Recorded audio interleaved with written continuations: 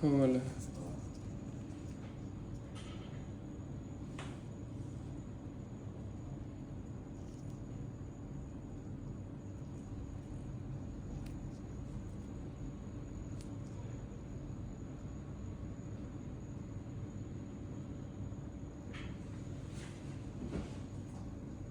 你的指甲长在最下面的，知道吧？不是在上面，最下面的，疼不疼？有一点啊，发炎了肯定有一点。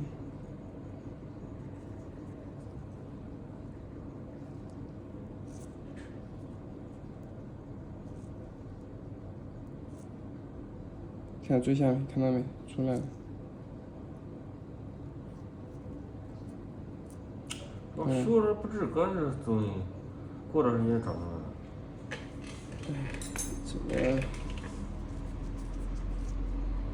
严重啊！人家长在中间或者长在前面的，你这个是指甲是嵌在最下面的。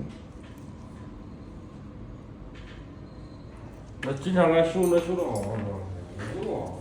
你修经常定期修的话，它就不会发炎。不会发炎，那定期修哪有3个星期呗，你不是在哪上学？不是你每个礼拜六或者回来嘛？然后3个礼拜6一天。对呀、就够了，修快一会儿就好了。你看这边就没有，这边就好，这样比较好。